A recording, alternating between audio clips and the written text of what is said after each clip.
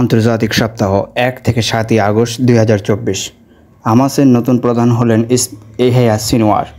Hamas প্রধান ইসমাইল হানিয়াকে গত সপ্তাহে হত্যা করার পর তার নতুন রাজনৈতিক প্রধান হিসেবে হামাস গত মঙ্গলবার ইয়াহিয়া সিনওয়ারের নাম ঘোষণা করেছে। তেহরানে হানিয়াকে হত্যার ঘটনা ইরানের প্রতিশোধের অপেক্ষার মধ্যে এই ঘোষণা দেওয়া হয়েছে। ইরান হানিয়ার মৃত্যুর জন্য ইসরায়েলকে দায়ী করেছে এবং তার প্রতিশোধ নেওয়ার প্রতিশ্রুতি দিয়েছে। অন্যদিকে হামাসের লেবানিস মিত্র হেজবুল্লাহ কয়েক ঘন্টা আগে বৈরুতে ইসরায়েলি হামলায় তার সামরিক কমান্ডার ফুয়াতের হত্যার প্রতিশোধ নেওয়ার ঘোষণা দিয়েছে। সিনওয়ার ২০১৭ থেকে গাজায় হামাসের নেতা ছিলেন।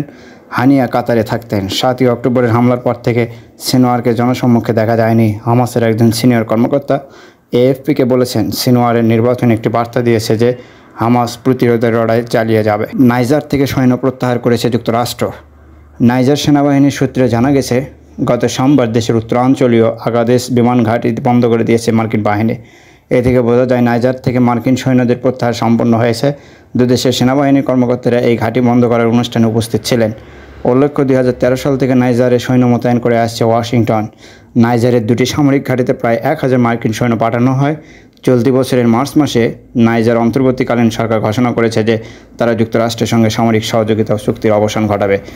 ১৯ মে নিয়ামিতে নাইজার ও মার্কিন প্রতিরক্ষা মন্ত্রণালয়ের প্রতিনিধিরা যৌথভাবে ঘোষণা দেন যে ১৫ সেপ্টেম্বরের আগে নাইজার থেকে সৈন্য প্রত্যাহার করবে মার্কিন বাহিনী। চিলিতে অতিবৃষ্টি ও প্রবল বাতাসে ৯ জন হতাহত। চিলির মধ্য ও দক্ষিণাঞ্চলে ভারী বৃষ্টিপাত ও প্রবল বাতাসের কারণে ৩ জন নিহত, ৬ জন আহত এবং ২ জন নিখোঁজ হয়েছে। পাশাপাশি ১২ লাখেরও বেশি পরিবার বিদ্যুৎহীন ছিল। দেশের জাতীয় দুর্যোগ প্রতিরোধ ও প্রতিক্রিয়া কেন্দ্র গত শুক্রবার এক বিবৃতিতে এই খবর জানিয়েছে। বিবৃতিতে বলা হয়, এবারের চরম আবহাওয়া চিলির শতাধিক অঞ্চলকে প্রভাবিত করেছে। ৩,০০০-এরও বেশি বাড়িঘর ক্ষতিগ্রস্ত হয়েছে। রাজধানী সান্তিয়াগো অঞ্চলে সব স্কুল বন্ধ করা হয়েছে। সান্তিয়াগো বিমানবন্দরের অনেক ফ্লাইটও বাতিল করা হয়েছে।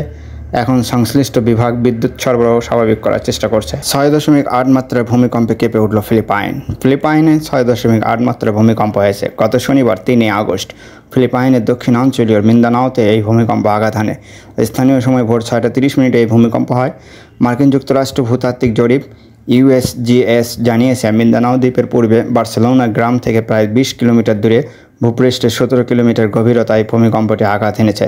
তবে এই ভূমিকম্পটি শক্তিশালী হলেও এখনও পর্যন্ত কোনো হতাহতের তথ্য পাওয়া যায়নি। এই নিয়ে কিছুটা হলেও স্বস্তির বার্তা দিয়েছে স্থানীয় কর্তৃপক্ষ। সুনামির তেমন কোনো আশঙ্কাও নেই বলে জানিয়েছে।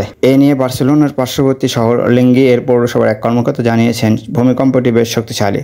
তার ঘুম ভাঙতেই তিনি দেখেন ঘরের সব জিনিস কাঁপছে। আরেক কর্মকর্তা জানিয়েছেন, ভূমিকম্পটি অন্তত ৩০ সেকেন্ড স্থায়ী ছিল। তবে ৬.৮ মাত্রার ভূমিকম্পে বিভিন্ন দেশে বেশি মাত্রার ক্ষয়ক্ষতি হয়ে থাকে। তবে এর তুলনায় বার্সেলোনা ও তার আশেপাশের ক্ষয়ক্ষতির পরিমাণ খুব কম। তথ্য অনুযায়ী কিছু বাড়িঘর ভেঙে পড়া ছাড়া তেমন কোনো ক্ষয়ক্ষতি হয়নি। উল্লেখ্য, ফিলিপাইন ভৌগোলিকভাবে প্রশান্ত মহাসাগরের রিং অফ ফায়ারে রয়েছে। আর এই রিং অফ ফায়ারে টেকটনিক প্লেটগুলোর সংঘর্ষ হয় মাঝে মাঝে। সে কারণে ফিলিপাইনে প্রায়ই ভূমিকম্প ও আগ্নেয়গিরির অগ্ন্যুৎপাত দেখা যায়। মানবতা বিরোধী অপরাধে গিনির সাবেক প্রেসিডেন্টকে 20 বছরের জেল। মানবতা বিরোধী অপরাধের দায়ে সাবেক সামরিক শাসক মুসা দা সিস কামারাকে 20 বছরের কারাদণ্ড দিয়েছে গিনির একটি আদালত। দেশটির ইতিহাসের সবচেয়ে জঘন্যতম একটি গণহত্যার জন্য কামারাকে দায়ী করা হয়েছে। তার বিরুদ্ধে অভিযোগ, তার নির্দেশে 2009 সালের সেপ্টেম্বরে বেসামরিক শাসন ফিরিয়ে দেওয়ার দাবিতে আয়োজিত একটি সমাবেশে সৈন্যরা গুলি চালায়। এই ঘটনায় 156 জনেরও বেশি লোকের মৃত্যু হয়। 2008 সালে দীর্ঘদিনের প্রেসিডেন্ট লেনসানা কন্তে মারা গেলে কামারা একটি অভ্যুত্থানের মাধ্যমে ক্ষমতা গ্রহণ করেন। কিন্তু তিনি গণহত্যার পরে খুব অল্প সময়ের মধ্যে একটি হত্যা প্রচেষ্টা থেকে বেঁচে যাওয়ার পর দেশ ছেড়ে পালিয়ে যান। তিনি 2022 সালের সেপ্টেম্বরে বুর্কিনা ফাসোতে নির্বাসন থেকে ফিরে এসে বিচারের মুখোমুখি হন। জোর দিয়ে বলেছিলেন যে তিনি নির্দোষ। কামারাকে তার 7 জন সামরিক কমান্ডার সহ দোষী সাব্যস্ত করা হয়। অন্য 4 জনকে খালাস দেওয়া হয়। এই গণহত্যার ঘটনা ঘটে যখন কয়েক হাজার মানুষ রাজধানী কনাক্রির একটি স্টেডিয়ামে বিক্ষোভ করছিল তাকে প্রেসিডেন্সিয়াল নির্বাচনে না দাঁড়ানোর জন্য চাপ দিতে। নিরাপত্তা বাহিনী টিয়ার গ্যাস নিক্ষেপ ও স্টেডিয়ামে চার্জ করায় অনেকেই গুলি, ছুরিকাঘাত, মারধর বা পদদলিত হয়ে পিষ্ট হয়েছিলেন। ধর্ষণের শিকারও হয়েছিলেন বহু নারী। কামারার বিরুদ্ধে হত্যা, ধর্ষণ, নির্যাতন এবং অপহরণের অভিযোগ আনা হয়েছিল, কিন্তু এগুলোকে মানবতা বিরোধী অপরাধের জন্য পুনরায় শ্রেণীবদ্ধ করা হয়েছিল। তিনি স্টেডিয়াম হত্যাকাণ্ডের সঙ্গে জড়িত থাকার কথা অস্বীকার করেছেন। তার আইনজীবী রায়কে রাজনৈতিক উদ্দেশ্য প্রণোদিত বলে বর্ণনা করেছেন এবং বলেছেন তারা আপিল করবেন।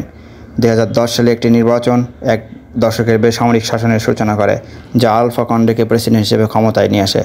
তার বিতর্কিত তৃতীয় মেয়াদে বিক্ষোভের পরিপ্রেক্ষিতে প্রায় 3 বছর আগে একটি অভ্যুত্থানে তাকে ক্ষমতাচ্যুত করা হয়।